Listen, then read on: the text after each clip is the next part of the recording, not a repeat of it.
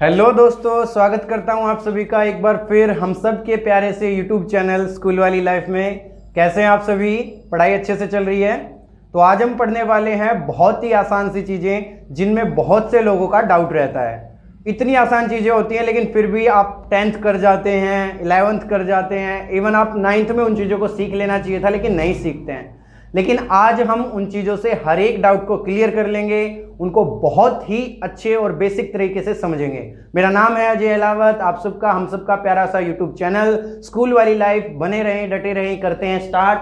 जो आसान सी चीज़ें हम नहीं सीख पाते कि एलिमेंट में एलिमेंट्स और कंपाउंड्स दोनों में अंतर क्या होता है, यही नहीं पता होता। इसके अलावा एटम्स क्या हैं और मॉलिक्यूल्स क्या हैं, ये बेसिक चीज़ें नहीं पता। कमेंट्स में मेरे को बच्चों ने बोला, मैसेज भी किया और कहा सर इनके ऊपर वीडियो बनाइए, हमें एटम्स, एलिमेंट्स, मॉलिक्यूल्स और कंपाउंड्स में डिफरेंस करना नहीं आ पा रहा है। तो आज आपको अच्छे से समझ में आएगा, थोड़ा सा ध्यान लेकर के सुने, बड़ा ही आसान और मज़ेदार टॉपिक है।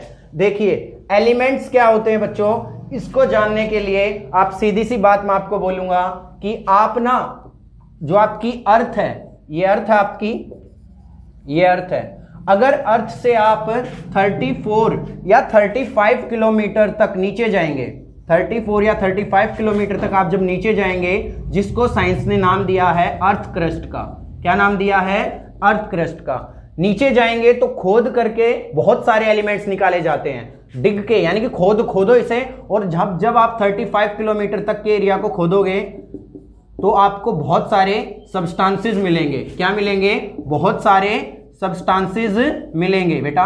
इन सब्सटेंसेस को क्या बोलते हैं? एलिमेंट्स का नाम देते हैं। बिल्कुल आसान सी बात कही।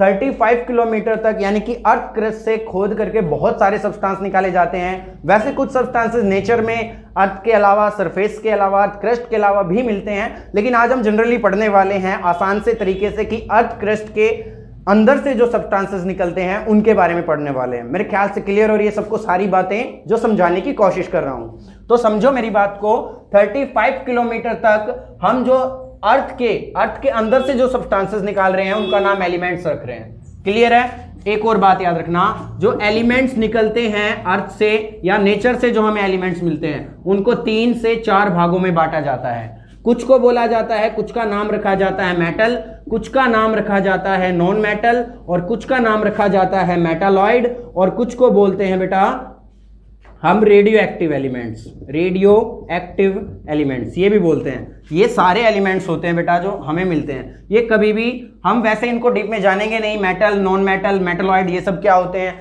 जनरली आप इनको पढ़ोगे, देखोगे, तो आपको नेक्स्ट वीडियो में मैं जरूर करने की कोशिश करूंगा। बस इनको ऐसे बांटा जाता है, आप बस अभी ये याद रखोगे। अब मैं तुम्हें वापस लेके आता हूं एलिमेंट्स पे। एलिमेंट्स वो सब्सटेंसेस होते हैं जो अर्थ से निकाले गए हैं, ठीक है। सारे एलिमेंट, जितने भी एलिमेंट्स होते हैं, सारे के सारे एलिमेंट एक जैसे पार्टिकल से मिलकर बने होते हैं। सारे के सारे सिमिलर पार्टिकल्स से मिलकर बने होते हैं, सिमिलर पार्टिकल से मिलकर बने होते हैं। सुनो मेरी बात को, जो तुम्हें समझाने की कोशिश कर रहा हूं। सारे के सारे एलिमेंट सिमिलर पार्टिकल से मिलकर बने होते हैं, जिन्हें हम एलिमेंट्स का नाम देते हैं। और इन सब्सटेंसेस, इन पार्टिकल्स को आप अगर देखना चाहो, जैसे कि मान लो अभी हमारे पास जो एलिमेंट है वो 118 है, जो अभी हमारे पास एलिमेंट है वो 118 है, जो साइंस ने हमारे पास मिल चुके हैं। देखो मेरी बात को जानने की, समझने की कोशिश करना। अभी हमारे पास 118 एलिमेंट्स हैं। सारे एलिमेंट्स क्या हैं? अभी मैंने कहा सारे एलिमेंट एक जैसे पार्टिकल से मिलकर बने होते हैं, लेकिन मान लो मैंने 2 एलिमेंट उठा लिए। 118 में से मैंने सिर्फ 2 एलिमेंट उठाए हैं। ये मैंने एलिमेंट उठा लिया A, ये एलिमेंट मैंने उठा लिया B। कंफ्यूज ना हो, एलिमेंट्स के नाम अलग अलग हैं, हमने माना है। मान लो ये सारे एलिमेंट्स A टाइप के पार्टिकल से मिलकर बने हुए हैं, ठीक है। छोटा ए मान लिया मैंने, सारे A टाइप के पार्टिकल से मिलकर बने हुए हैं। और जो दूसरा एलिमेंट है वो बना हुआ है दूसरे B टाइप के पार्टिकल से मिलकर के।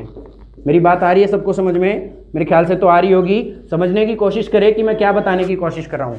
ये 118 एलिमेंट अभी हमें मिल चुके हैं, जिनमें से मैंने कोई एलिमेंट उठाया जिसका नाम A है, दूसरा एलिमेंट उठाया जिसका नाम B है। ए टाइप के एलिमेंट सारे ए ऐसे पार्टिकल से मिलकर बने हुए हैं, बी टाइप के एलिमेंट इन पार्टिकल से मिलकर बने हुए हैं, जो कि बी बी बी बी मैंने नाम दिया है। अब मैं आपसे पूछना चाहता हूं, मैंने ए एलिमेंट में से ये छोटे छोटे कण, ये छोटे छोटे पार्टिकल दो उठा लिए, ये उठा लिया एक, ये उठा लिया दूसरा। अब मैं पूछना चाहूंगा क्या ये आपको सेम लग रहे हैं या नहीं लग रहे हैं? क्या ये सेम हैं या नहीं हैं? हैं? यस और नो, यस और नो, बताओ जल्दी जल्दी बताओ। देखो अब कहोगे आप सर यस दोनों एक जैसे हैं, है ना एक जैसे, ठीक है। अगर मैं यहां से उठा लूं दो पार्टिकल, ये उठा लिया मैंने बी, ये उठा लिया मैंने दूसरा बी, अब बताओ क्या ये दोनों एक जैसे हैं? यस और नो, यस और नो, यस एक जैसे हैं ना दोनों, वेरी गुड। अब आपको क्लियर हो रही हैं बातें जो समझाना चाह रहा हूं कि एक एलिमेंट से आप चाहे दो पार्टिकल निकालो, चाहे तीन पार्टिकल निकालो, चाहे चार पार्टिकल निकालो, सारे सेम होते हैं। किस रिस्पेक्ट में सेम हो रहे हैं? किस रिस्पेक्ट में, किसके अकॉर्डिंग सेम है? ये जो मैंने पार्टिकल निकाले हैं किस बेस पे बोल रहा हूं सेम है? वो बेस जो हमारी साइंस बोलती है, इनका जो होता है साइज, इनका जो होती है शेप, और इनका जो होता है मास, सभी का सेम होगा। बस कंडीशन दोनों एक ही एलिमेंट से निकाले गए हों। अगर मान लो मैं इससे ए पार्टिकल निकाल लेता हूं और इस एलिमेंट से दूसरा बी पार्टिकल निकाल लेता हूं, अब इनको कंपेयर करो, क्या ये एक जैसे हैं? नहीं है। तो मैं यही कहना चाहता हूं, आपने अपनी बुक्स के अंदर भी पढ़ा होगा, elements of two different atoms of same element, two atoms of same element are identical with each other. Two atoms of same element are identical with each other. अगर दो एटम निकालूं अलग अलग एलिमेंट से, they are not identical. With किसके respect? Identical का मतलब होता है कि एक जैसे। किस रिस्पेक्ट में एक जैसे? साइज, शेप और मास। तो मेरी एक लाइन में बात खत्म करना चाहूं तो यही है कि एलिमेंट्स वो सारे सब्सटेंसेस होते हैं जो एक तरीके के पार्टिकल से मिलकर बने होते हैं। That's it. क्लियर हो गया? वो पार्टिकल्स अगर आप एक ही एलिमेंट से निकाल के लेके आ रहे हो, चाहे 2 लाओ, 3 लाओ, 5 लाओ, 10 लाओ, सारे एक जैसे होंगे। लेकिन अगर वो पार्टिकल आप अलग अलग एलिमेंट्स के लेकर के आ रहे हैं तो वो सारे क्या होंगे? डिफरेंट होंगे। याद रखना इस बात को, मेरी जो समझाया है तुम्हें मत भूलना, मत निकलने देना दिमाग से जो बताया मैंने। दूसरी बात सुनो, दूसरी बात मेरी सुनो कि अगर जो एलिमेंट्स हमने लिए हैं, जो स्मॉल पार्टिकल्स हैं, जो अभी हमने पढ़े, जो स्मॉल पार्टिकल्स है जिनसे एलिमेंट मिलके बना हुआ होता है, नेचर से मिलता है, याद रखना इस बात को, नेचुरल होता है। अगर आप किसी एलिमेंट को तोड़ना चाहोगे, ब्रेक करना चाहोगे, तो टूटेगा नहीं, वो खो देगा, अपनी आइडेंटिटी को खो देगा। वो बिल्ट करना चाहोगे तो जो एलिमेंट्स जिस पार्टिकल से मिलकर बने हुए हैं वो पार्टिकल इतने छोटे हैं हम इमेजिन भी नहीं कर सकते। तो इस वजह से ना तो एलिमेंट को बनाया जा सकता है ना ही तोड़ा जा सकता है, चाहे आप कोई भी मेथड अपना लो। याद रखोगे इस बात को। और ये जो स्मॉल पार्टिकल हैं इनको एटम्स का नाम दिया जाता है। मेरे ख्याल से क्लियर हो गया। यानी कि स्मॉलेस्ट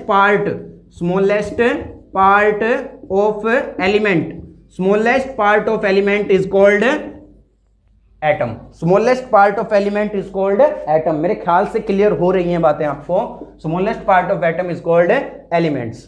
अब बताओ 118 एलिमेंट हैं, इनसे हमारे कितने एटम मिल सकते हैं जो अलग अलग होंगे? 118 एटम्स मिल सकते हैं जो अलग अलग होंगे। वैसे मैंने 118 बोला नहीं, अनगिनत एटम्स है हमारे पास, इन्फिनिटी एटम है, वो बस मैंने तुम्हें समझाने के लिए एक लाइन बोली है। क्लियर हो रही है ना मेरी बात? Atoms is the smallest part of element. Atoms of the same element are identical, same होंगे। Atoms of the different element are not identical. समझ में आ गया?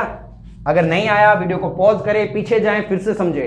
किसी को आवाज कम लग रही है या फिर ये लग रहा है कि स्लो बोल रहे हैं तो 2x की स्पीड में करके देखें, आपको समझ में आएगा। और जिसको आती है स्किप करें, आप नेक्स्ट वीडियो देखें। समझ में आ गया? क्लियर हुआ? ये होता है एलिमेंट और एटम का फंडा। एलिमेंट नाइदर बी बिल्ट और नॉर बी डिस्ट्रॉयड, क्योंकि वो ऐसे पार्टिकल से मिलकर बने होते हैं जो बहुत छोटे होते हैं। कंपाउंड क्या होता है?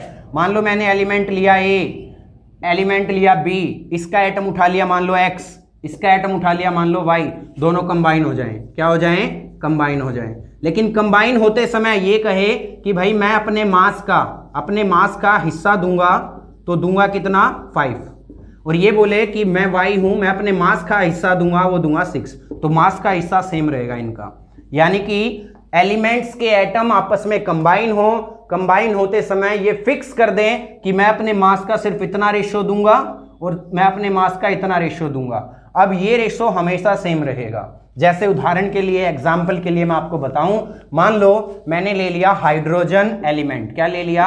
हाइड्रोजन एलिमेंट ले लिया और इसका ले लिया हाइड्रोजन एटम, ठीक है। और फिर मैंने ले लिया ऑक्सीजन एलिमेंट और इसका छोटा हिस्सा क्या ले लिया मैंने, ऑक्सीजन एटम ले लिया।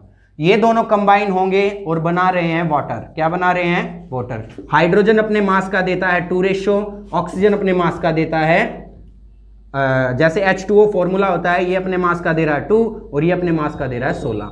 ये मास क्या होते हैं, क्वांटिटी ऑफ सब atoms present in the atoms, ये भी कह सकते हो, या quantity of particle present in any substance is called its mass. सीधी सी बात ये है, ये हो गया आपका मास। तो अगर मैं काटूं यहां से कट सकता है, ये आ गया 1:8। समझ में आया। यानी कि वाटर के अंदर वाटर मॉलिक्यूल, वाटर का जो कंपाउंड, वाटर का जो फॉर्मूला होता है H2O, उसके अंदर एटम्स का रेशो फिक्स होता है 1:8। अब ये रेशो क्वांटिटी अलग होती है और रेशो अलग होता है। मेरे ख्याल से ये बेस तो आपको पता ही होगा, क्वांटिटी और रेशो में अलग होता है, बात अलग होती है। ये आ गया आपका रेशो। मान लो, अरे हमारा मार्कर गिर गया।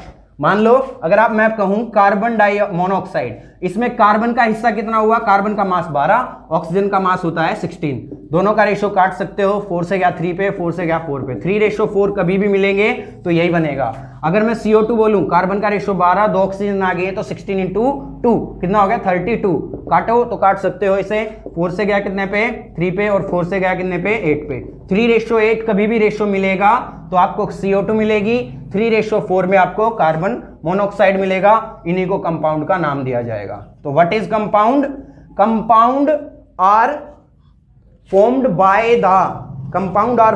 by the fixed ratio of mass of atoms, यानी कि एटम अपने रेशो का फिक्स मास देंगे तभी जाकर के आपका ये बनेगा। सॉरी फॉर दैट, अगर आपको नहीं आया समझ में, बैक करें, दोबारा जाएं, फिर से समझे, देखें, 1-2 बार देखें, 3 बार देखें, आपको बिल्कुल क्लियर हो जाएगा। और कंपाउंड क्या होता है, जो एटम के फिक्स रेशो की वजह से बनता है। कंपाउंड एटम के फिक्स रेशो की वजह से बनता है। कंपाउंड एटम के फिक्स रेशो की वजह से बनता है। अब कंपाउंड का जो स्मॉलेस्ट पार्ट होता है, smallest part of compound, smallest part of compounds is called molecule. Compound का स्मॉलेस्ट पार्ट क्या कहलाएगा, मॉलिक्यूल कहलाएगा बच्चों। मान लो मैंने H2O लिया, इस H2O का मैंने एक पार्ट निकाल लिया, इस H2O के मैंने 2 पार्ट निकाल लिए, इस H2O के मैंने 3 पार्ट निकाल दिए। They are called the molecule. यहाँ पे कितने मॉलिक्यूल हैं, 2 मॉलिक्यूल हैं, ठीक है। यहाँ पे कितने मॉलिक्यूल हैं, 3 मॉलिक्यूल हैं। यहाँ पे कितने मॉलिक्यूल हैं, 3 मॉलिक्यूल्स हैं। आ रही है मेरी बात समझ में।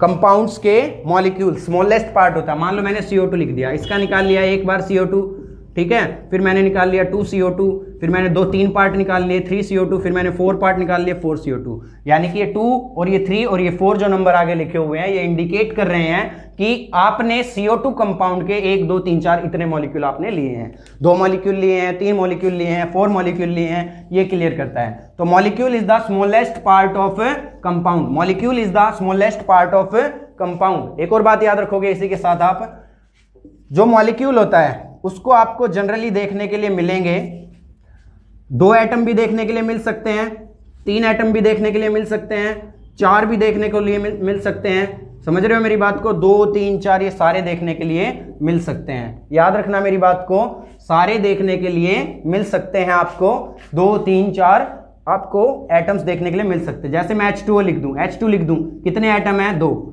यहाँ पे लिख दूं मैं H2O, कितने एटम्स हैं यहाँ पे, 3। यहाँ पे लिख दूं मैं क्या लिखें बताओ, NH3, यहाँ पे कितने एटम है, 3 और 1 4। मेरे ख्याल से क्लियर हो गया है। मॉलिक्यूल को आप 3-4 बातें में डिफाइन कर सकते हो। Molecule is the smallest part of compound, molecule is the group of atom, या मॉलिक्यूल इज फॉर्म्ड बाय 2 और मोर देन 2। सेम एटम भी हो सकते हैं, डिफरेंट एटम भी हो सकते हैं। मॉलिक्यूल स्मॉलेस्ट पार्ट हो गया, ग्रुप ऑफ एटम हो गया, और मॉलिक्यूल के अंदर जो एटम होते हैं वो केमिकली कंबाइन होते हैं। केमिकल कॉम्बिनेशन, रिएक्शन वगैरह सब कुछ पढ़ेंगे। इससे नेक्स्ट पार्ट में आप जानना, समझना और अच्छे से पढ़ना। समझ रहे हो मेरी बात को, ये आपको क्लियर हो रहा होगा कि एटम्स, मॉलिक्यूल्स। एक बार आपको क्लियर कर देता हूं फिर से कि एलिमेंट्स तो अर्थ से मिलेंगे, अर्थ क्रस्ट से मिलेंगे। इसका स्मॉलेस्ट पार्ट क्या होगा, स्मॉलेस्ट पार्ट इसका क्या कहलाएगा, एटम। और इसका स्मॉलेस्ट पार्ट क्या कहलाएगा, इसका जो स्मॉलेस्ट पार्ट होगा वो कहलाएगा आपका मॉलिक्यूल। इसके बाद मॉलिक्यूल को आप क्या भी कह सकते हो, ग्रुप ऑफ एटम्स, जिसके अंदर एटम्स आपस में कंबाइन हुए हैं, और कंबाइन हुए तो केमिकली कंबाइन हुए हैं, ये भी कह सकते हो, केमिकली कंबाइन हुए हैं, ये भी कह सकते हो आप। और एटम्स मैंने बता ही दिया आपको, वैसे एटम बना होता है 3 चीजों से मिलकर, इलेक्ट्रॉन, प्रोटॉन और न्यूट्रॉन से मिलकर। इनके बारे में डीप में पढ़ेंगे, बाद में पढ़ेंगे जब मैं स्ट्रक्चर ऑफ एटम चैप्टर करवाऊंगा 11th क्लास का, तो आपको और अच्छे से समझ में आएगा, इनके बारे में जानने के लिए मिलेगा। एक और बात याद रखना, ये प्योर होता है, प्योर वो होंगे जिनको ब्रेक करने की कोशिश की जाए और वो अपनी आइडेंटिटी को ही खत्म कर दे। जैसा कि मैंने कहा, एलिमेंट इतने छोटे पार्टिकल से मिलकर बने होते हैं, अगर आप उन्हें ब्रेक करोगे तो वह इतने छोटे एटम है, आप उन्हें ब्रेक नहीं कर पाओगे। अगर आप उन्हें दोबारा से बनाना चाहोगे तो बिल्ट नहीं कर पाओगे, चाहे कोई भी तरीका अपना लो। तो प्योर एटम्स या प्योर कंपाउंड या प्योर सब्सटेंसेस वो सभी होते हैं, एटम्स गलत, सारे सब्सटेंसेस वो होते हैं प्योर जो किसी भी फिजिकल और केमिकल मेथड से तोड़े नहीं जा सकते, अगर तोड़े भी जाएं तो अपनी आइडेंटिटी को लॉस कर देंगे। That are the pure substances, elements and compounds. मेरे ख्याल से क्लियर हुआ है। एलिमेंट्स मैं आपको फिर से रिवाइज कर देता हूं। एलिमेंट्स वो चीजें, वो सारे सब्सटेंसेस होंगे जो अर्थ क्रस्ट से या सिर्फ सिमिलर पार्टिकल से मिलकर बने होंगे, जिन्हें दोबारा तोड़ा नहीं जा सकता, बनाया नहीं जा सकता, चाहे कोई भी तरीका अपनाओ, ये प्योर होते हैं। इसके अलावा अगर हम बात करें कंपाउंड्स की, कंपाउंड्स एलिमेंट्स के जो एटम्स होते हैं वो छोटे छोटे एटम्स आपस में कंबाइन हो जाते हैं, फिक्स रेशियो ऑफ मास, यानी कि अपने मास का बराबर बराबर रेशियो देते हैं, फिक्स करके देते हैं, उसे कंपाउंड बोलेंगे। एलिमेंट की स्मॉलेस्ट यूनिट को एटम का नाम दिया जाएगा, कंपाउंड की स्मॉलेस्ट यूनिट को मॉलिक्यूल का नाम दिया जाएगा। एटम आगे चल करके 3 पार्टिकल से मिलकर बना होता है, जिनका नाम इलेक्ट्रॉन, प्रोटॉन, न्यूट्रॉन होता है।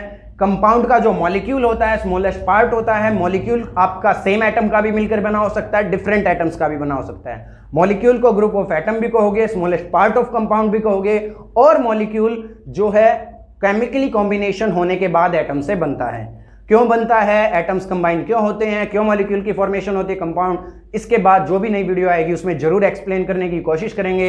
इसके बाद आप कमेंट सेक्शन में जाएं और बताएं कि आपको किस टॉपिक के ऊपर, किसके लिए आपको वीडियो चाहिए। हम पूरी मदद करेंगे आपकी कोशिश करने की। ये जो डाउट था बच्चों का, ये उसके लिए मैंने वीडियो बना दी है। अगर आपकी और भी कोई क्वेरी आती है, यू कैन मैसेज मी, और आप बता सकते हैं, कमेंट्स भी कर सकते हैं। कमेंट सेक्शन में जाकर हमें जरूर बताएं आपको कैसा लगा। जय हिंद, जय भारत। बने रहें, डटे रहें स्कूल वाली लाइफ के साथ।